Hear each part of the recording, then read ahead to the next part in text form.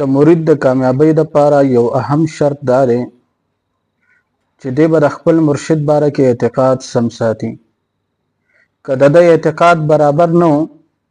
نو دی اسې رسمي او په نوم مرید جوړېدی شي خو حقیقي مرید نشي جوړېدی او په دې لار د حقیقت او معرفت کې کامیابېدی نشي. نمبر 1 د مرید دپاره لازم دی چې دی به د خپل مرشد باره کې د معصومیت عقیده نه ساتي، ځکه چې د انبیاء علیهم السلام نه علاوه د بل چا باره کې د معصومیت عقیده ساتل د اهل سنت والجماعه د اجماع او د اتفاق خلاف دی، او د اهل سنت والجماعه د عقیدې خلاف تلل گمراهي او هلاکت دی.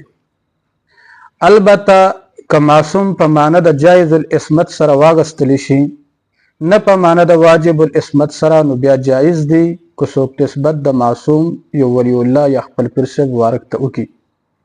خو بیا هم غوره دا دی چې په ځای د معصوم باندې لفظ د محفوظ استعمال کړی شي. نمبر 2 مرید دپاره لازم دی چې خپل مرشد به د منسوسي اولیاو نه غوره نه ګڼي، ورنه ابدي نقصان کې به مبتلا شي. کم خلک چې د تصوف او سلوک د لارې نه خبر نه وي، لکه پیر پیران حضرت شیخ عبدالقادر جیلانی رحمت الله علیه ته بعضې منسوب کسان دی مبارک د منسوسي اولیاو نه حتی چې د صحابه کرام رضوان الله تعالی علیهم اجمعین نه هم غوره ګڼي، حالانکه دا افراط او غلو ده او د صحابه کرام رضوان الله تعالی علیهم اجمعین ګستاخی او بے ادبی ده، او دا خلک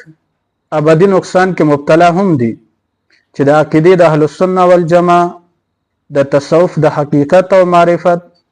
همدغه شان د معرفت د الله جل جلاله نه محروم دي. نمبر 3 مرید دپاره لازم دی چې خپل مرشد به د غیر منسوسي اولیاو نه غوره ګڼي، که غوره ونه ګڼلو نو فیض او برکت نه به محروم شي. اوس کم خلک چې د تصوف او سلوک د لارې نه خبر نه وي نو دیو بیا الټه خبرې کوي، خپل پیر هغه بیا د منسوسي اولیاو نه حتی چې صحابه کرامو نه غوره ګڼي، او د بل مرشد هغه که څوک د غیر منسوسي ولی الله نه غوره وګڼي، دیو ته هغه بیا بېدیني او جهالت او حماقت ښکاري.